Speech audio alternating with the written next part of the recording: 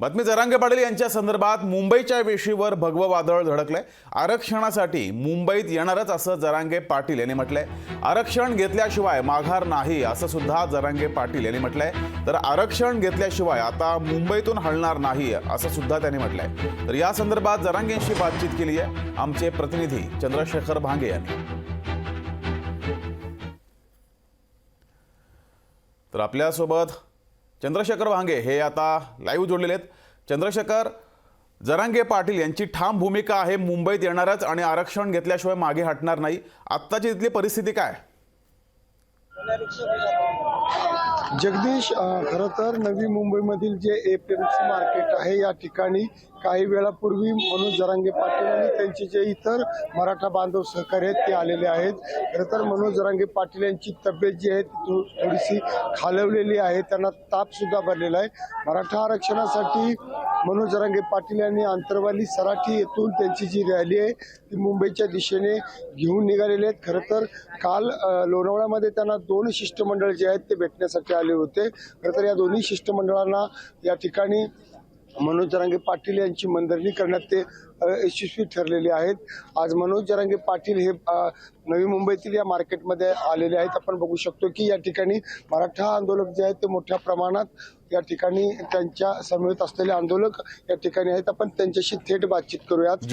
आज सकाळी आलात, काय तुमची भावना आहे? दादांना ताप भरला सर, आम्ही 70 वर्ष वाट बघितली सर। 70 वर्षामध्ये आम्हाला फक्त रगडण्याचंच काम केलंय, उचलण्याचं कुणी काम केलं नाही। तर आमची हात जोडून या सरकारला विनंती आहे, एकतर आमचा बाबा 3 दिवस झोपत नाही। पुण्यातून सुद्धा आम्ही निघालो, पहाटे 4-11 वाजेपर्यंत सभा चालू आहे सर। तुम्ही राजकारणी आरामात एसीच्या रूम मध्ये झोपताय, किमान शेतकऱ्याच्या, गरीब शेतकऱ्याच्या मुलाने एवढा मोठा लढा निर्माण केलाय। आमच्या अण्णासाहेब पाटलानंतर एकमेव आम्हा मराठ्यांना एकत्र आणणारा माणूस म्हणजे मनोजदादा जरांगे पाटील आहेत। तर आपण त्यांना सगळ्यांनी सहकार्य करायचे। पुढे आता आझाद मैदानाच्या दिशेने निघालेला आहात। पोलिसांनी आझाद मैदानावरती काल परवानगी नाकारली होती। आझाद मैदानाला सर्व आंदोलक जाणार आहात। आता गेल्याशिवाय पर्याय नाही, कारण की आम्हाला हा एकही पर्यायच उरला नाही। आम्हाला आरक्षण हवंच पाहिजे। आरक्षण हे आमच्या हक्काचं आहे। आम्ही आरक्षण घेतल्याशिवाय आता शांत बसणारच नाही। आम्ही कशाचीच पर्वा करणार नाही। दादा जे म्हणतील ते पुढील वाटचाल राहील। आता की काही इतर आंदोलक आहेत। काका, कुठून आलात तुम्ही? काय आम्ही परभणी जिल्हा पालम तालुका, छोटूस गाव आहे पालम तालुक्यामध्ये, शिरपूर। इथं ह्या मागणीसाठी आलोत मुंबईला, आरक्षण मागणीसाठी आलोत मुंबईला पाटलाच्या म्हणण्यावर। अनेक पिढ्या रपरपीत अन्यायात, लेकराच्या शिक्षणात, शिक्षण झालं तर त्याला कुठलंच मदत नाही। आरक्षणामुळं लेकरं घ्यायला लागत नाहीत, सर्व्हिसला लागत नाहीत, टक्केवारीत कुठं गाळ, कुठं कशात गाळ, आर्थिक मदत मिळत नाही। ह्या गरिबीमुळे कदरून जीव गेलेत। आता पर्याय नाही आपल्याला लेकरायला, ह्याच्याशिवाय वाटाले। म्हणून आपल्या पिढ्यात गेल्या पण लेकरायचं तरी काहीतरी भलं व्हावं ह्या अपेक्षेनं आम्ही लेकरायसाठी आलो तिथं। आपल्या तर अनेक पिढ्या गेल्याच गरिबीत, पण इथून पुढे तरी लेकरायचं तरी चांगलं होईल हे आशा पोटात आहेत। आणि त्याच्यामुळं पाटलाच्या नवी मुंबईच्या या मार्केटमध्ये पाटील साहेबांची सभा होणार आहे। सगळे तुम्ही आंदोलक पुढे आझाद मैदानकडेच्या दिशेने निघालात, काय सांगा?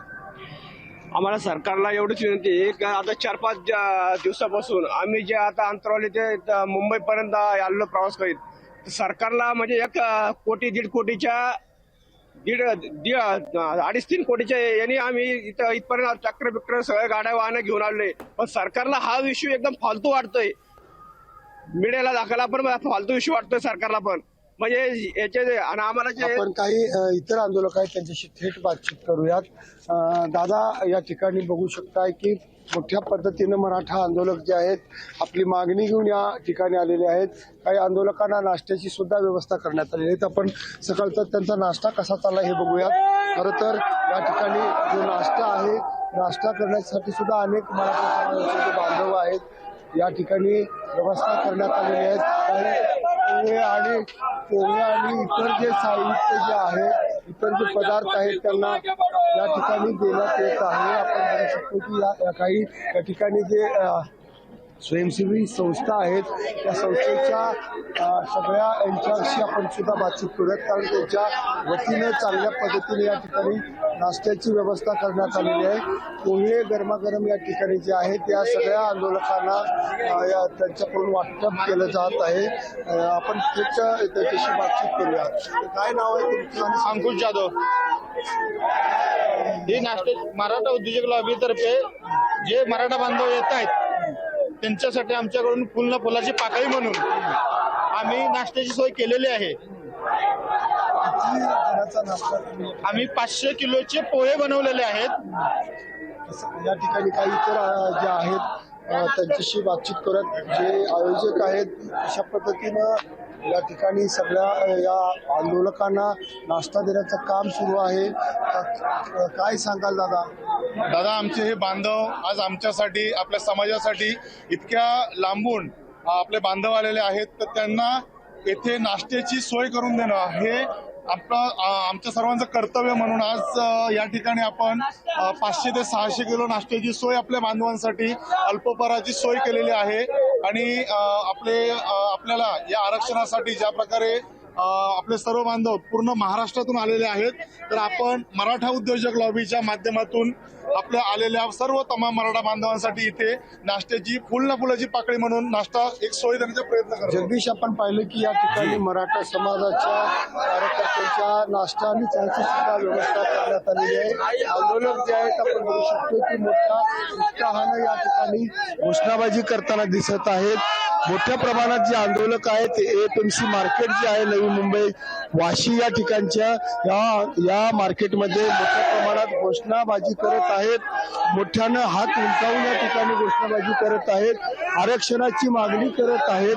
आणि यांची एकच मिशन आहे की मराठा आरक्षण जोपर्यंत भेटत नाही तोपर्यंत आझाद मैदान सोडणार नाही. आणि खरं तर आपण बघू शकतो की या ठिकाणचे जे आंदोलक आहेत मोठ्या प्रमाणात जमलेले आहेत. मनोज जरांगे पाटील हे याच ठिकाणी सध्या आराम करत आहेत आणि त्यांच्या तब्येतीची सुद्धा काळजी घेण्याची विनंती हे सगळे आंदोलक जे आहेत ते करत आहेत. जगदीश जी चंद्रशेखर, तू या सर्व आंदोलनावर लक्ष ठेवून राहत. तुर्तास धन्यवाद दिलेल्या माहितीबद्दल, घेतलेल्या आढाव्याबद्दल.